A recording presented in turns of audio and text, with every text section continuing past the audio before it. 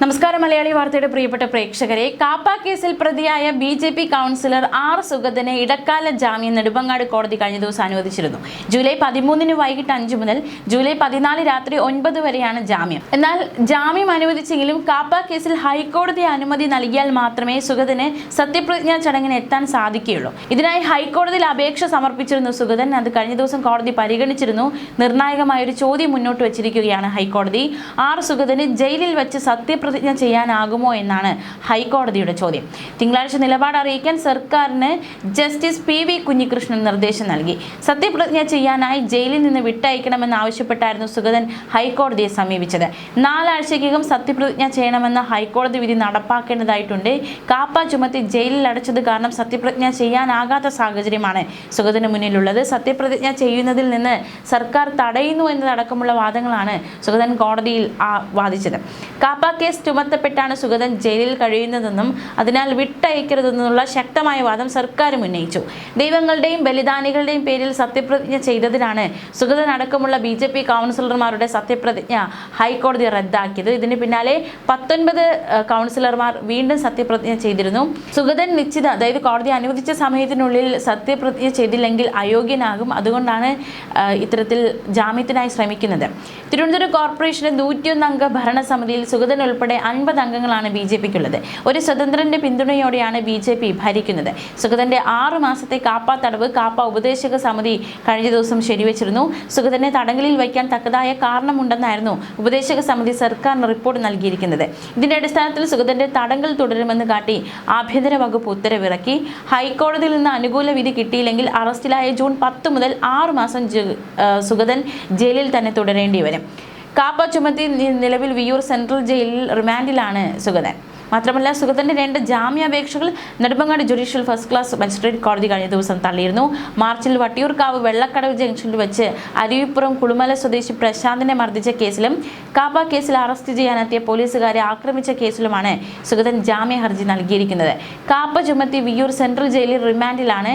വധശ്രമ കേസുകൾ, ഭീഷണിപ്പെടുത്തൽ, വഴിതടയൽ, പോലീസിനെതിരെ കയ്യേറ്റം, വീട് കയറി വാഹനം അടിച്ചു തകർക്കൽ, ഭീകരാന്തരീക്ഷം സൃഷ്ടിക്കൽ, തട്ടിക്കൊണ്ടുപോകൽ, ഗൂഢാലോചന, ആയുധം കൊണ്ട് മാരകമായി പരിക്കേൽപ്പിക്കൽ തുടങ്ങിയ കേസുകളാണ് സുഗതനെതിരെ ചുമത്തിയിട്ടുള്ളത്. അതേസമയം സുഗതന്റെ കേസുമായി ബന്ധപ്പെട്ട്, അതായത് അന്വേഷണ സംഘത്തെക്കുറിച്ച് ചില പരാതികൾ സുഗതൻ കോടതിയിൽ നേരത്തെ ഉന്നയിച്ചിരുന്നു.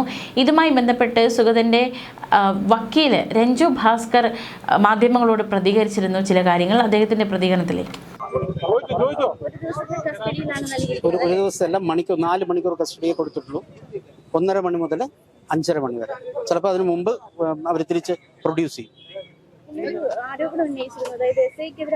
എസ് ഐക്കെതിരെ ആരോപണം, ഹരാസ്മെന്റ് ഉണ്ടായിരുന്നു.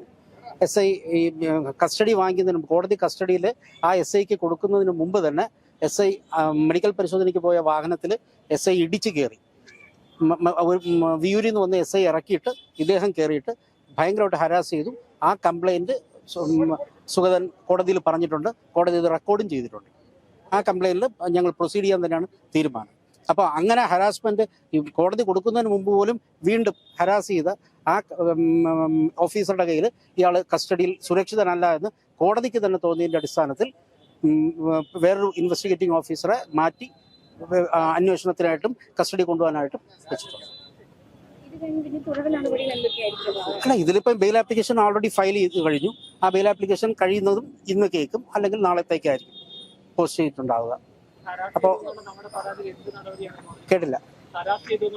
ഹരാസ് ചെയ്തെന്ന് പറഞ്ഞാൽ ഒരു പോലീസുകാരൻ വിചാരിച്ചു കഴിഞ്ഞാൽ നിന്നെ ഇതുപോലെ കിടത്താൻ പറ്റും. അതിൽ കറക്റ്റ് പറഞ്ഞൊരു ഇത്, നീ വാള മീനിനെ പിടിക്കണം കണ്ടിട്ടുണ്ടോ? അതിങ്ങനെ കുറേ നേരം അത് വിട്ട് ചൂണ്ട വിട്ട് കൊടുക്കും. അവസാനം ഒരു പിടിപിടിക്കും. അതിൽ പിന്നെ ഇറങ്ങൂല, നീ ജയിലിടിഞ്ഞാലും ഇറങ്ങൂല എന്ന് പറഞ്ഞു. അത് വ്യക്തമായിട്ട് സുഗതൻ കോടതിയിൽ പറഞ്ഞു.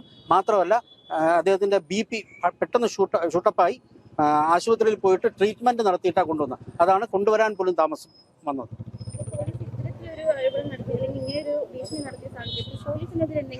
തീർച്ചയായിട്ടും പോലീസിനെതിരെ നടപടി, അതാണല്ലോ കംപ്ലൈന്റ്. കോടതി സോമോട്ടോ ആ കംപ്ലൈന്റ് വാങ്ങിച്ചത്. ഇനി അതിന്മേൽ സാക്ഷികളെ കൊടുത്തിട്ട് അത് അവർക്കെതിരെ MC പ്രൊസീഡിങ്സ് എടുക്കും. ഇവർക്കല്ല, വട്ടിയൂർക്കാവ് പോലീസ് സ്റ്റേഷനിലെ ഒരു കേസിലാണ് കസ്റ്റഡി ചോദിക്കുന്നത്. അന്വേഷണ ഉദ്യോഗസ്ഥൻ വട്ടിയൂർക്കാവ് SI ആണ്.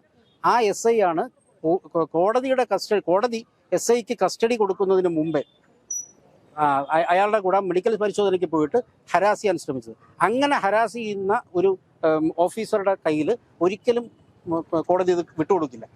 വൈ ബിക്കോസ് അതിൻ്റെ കാരണം എന്ന് പറഞ്ഞു കഴിഞ്ഞാൽ ഈ പറയുന്ന പോലീസ് കസ്റ്റഡി എന്ന് പറയുന്നത് ഒരു വളരെ സെൻസിറ്റീവ് ആയിട്ടുള്ളതും സീരിയസ് ആയിട്ടുള്ള ജുഡീഷ്യൽ പ്രൊസീഡിങ്സ് ആണ്. അത് വളരെ അറ്റ്മോസ്റ്റ് റെസ്പോൺസിബിലിറ്റിയിൽ മാത്രമേ കോടതി നോക്കുകയുള്ളൂ. അതുകൊണ്ടാണ് ഈ ഇൻവെസ്റ്റിഗേറ്റിംഗ് ഓഫീസറുടെ കയ്യിൽ സുഗതനെ വിട്ടുതരില്ല, വേറെ ആളെ കൊണ്ടുവരാൻ പറയും. തീർച്ചയായിട്ടും 100% വേട്ടയാടലില്ലേ. കാരണം ഈ കേസിൽ അക്യൂസിന്റെ പ്രതിഭാഗത്ത് നിന്നും ഞാനാണ് പ്രൊഡക്ഷൻ വാറന്റ് ഇട്ടത്. ആക്ച്വലി ഇയാളെ അറസ്റ്റ് ചെയ്തത് 9-ാം തീയതിയാണ്, 9/6. അത് മാധ്യമങ്ങളെല്ലാം കാണിച്ചതാണ്. 9/6 രാത്രി അവിടെ വെടിവെച്ചും എടുത്തോണ്ട് പോണത്. എന്നിട്ട് അറസ്റ്റ് കാപ്പയിൽ റെക്കോർഡ് ചെയ്തേക്കുന്നത് 10/6 രാവിലെ 2:45 മണിക്കാണ്. മാത്രമല്ല ഈ കേസിൽ, അതായത് ഇന്നിപ്പം ബെയിൽ ആപ്ലിക്കേഷൻ ഫയൽ ചെയ്തിട്ടുള്ള ഒരു 110 കേസ്, പഴയ 308, ആ കേസിൽ ഹൈക്കോടതി 24-ാം തീയതി വരെ സുഗതന് സറണ്ടർ ചെയ്യാൻ സമയം കൊടുത്തിട്ടുണ്ടായിരുന്നു, എക്സ്റ്റൻഷൻ കൊടുത്തിട്ടുണ്ടായിരുന്നു. അതിനിടയ്ക്കാണ് പെട്ടെന്ന് ഒന്ന് പിടിച്ചിട്ട് കൊണ്ടുപോയത്. അപ്പം കോടതി ഉത്തരവിനെ ഒരിക്കലും സുഗതൻ ലംഘിച്ചിട്ടില്ല. കോടതി ഉത്തരവ് 24-ാം തീയതി വരെ ഇരിക്കുകയാണ്. 9-ാം തീയതി വന്ന് ഇതുപോലെ കസ്റ്റഡി എടുത്തുകൊണ്ട് പോയത്. വേട്ടയാടൽ തന്നെയാണ് ആ കേസിൽ ഇതുവരെ. അല്ലെങ്കിൽ ഈ 2 കേസുകളുണ്ട് ജാമ്യം എടുക്കാൻ. ആ 2 കേസുകളിലും ഇതുവരെ പ്രൊഡക്ഷൻ വാറണ്ട് പോലും പോലീസിന്റെ ഭാഗത്തു നിന്ന് കൊടുത്തിട്ടില്ല. ശാരീരികമായ ഉപദ്രവം ഇല്ല, സുഗതൻ പറഞ്ഞു, അതൊന്നും ചെയ്തിട്ടില്ല. മാനസികമായിട്ട് എന്തായാലും നിന്നെ വിട ഉദ്ദേശിക്കുന്നില്ല, നീ അമ്മയ്ക്ക് നിന്റെ ഭാര്യയും മക്കളും കൊണ്ട് കേസ് കൊടുത്തല്ലോ, അവരും ഞങ്ങളുടെ അടുത്ത് തന്നെയാണ്, അതും അന്വേഷണത്തിന് വരേണ്ടത് എന്ന രീതിയിലൊക്കെയാണ് ഹരാസ്മെന്റ് നടത്തുന്നത്. അതെല്ലാം കോടതിയിൽ പറഞ്ഞിട്ടുണ്ട്, കോടതി റെക്കോർഡ് ചെയ്തിട്ടുണ്ട്. ഇല്ല, കോടതി കസ്റ്റഡി കൊടുക്കുമ്പോഴേക്കും അയാളെ യാതൊരു തരത്തിലും ശാരീരികമായോ മാനസികമായോ പീഡിപ്പിക്കരുത്. കസ്റ്റഡി റിക്കവറി കഴിഞ്ഞു കഴിഞ്ഞാൽ എത്രയും പെട്ടെന്ന് കൊണ്ടുവരിക. ലാ ആൻഡ് ഓർഡർ ഒരു വയലേഷനോ ഒരു പ്രശ്നമോ ഉണ്ടാവരുത് എന്ന് പറഞ്ഞിട്ടാണ് കൊടുത്തുവിടുന്നത്. തീർച്ചയായിട്ടും അതിന് മെഡിക്കൽ റെക്കോർഡ്സ് അത് ബഹുമാനപ്പെട്ട ഹൈക്കോടതിയാണ് കണ്ടത്. ആ ഹൈക്കോടതിയിൽ പോലും ഇപ്പോൾ എക്സ്റ്റൻഷൻ ഓർഡർ ആക്ച്വലി 1-ാം തീയതി ബഹുമാനപ്പെട്ട ഹൈക്കോടതിയിൽ നിന്ന് 2 പേർക്ക് ജാമ്യം അനുവദിച്ചുകൊണ്ടും ഒരാൾക്ക് സുഗതന്റെ ജാമ്യം നിരാകരിച്ചുകൊണ്ടും ഉത്തരവുണ്ടാകുന്നു. എന്നിട്ട് അതിൽ പാർട്ട്ലി അലോഡ് ആയിട്ടുള്ള ആ കേസിൽ സുഗതനോട് 7 ദിവസത്തിനകം എന്ന് പറഞ്ഞാൽ 1-ാം തീയതി അനുവദിക്കുന്നു, 8-ാം തീയതി വരെ സുഗതന് കയറാൻ അല്ലെങ്കിൽ ഹാജരാകാൻ സമയമുണ്ട്. അങ്ങനെ ഇരിക്കെ സുഗതന് ചിക്കൻ ബോക്സ് പിടിക്കുന്നു.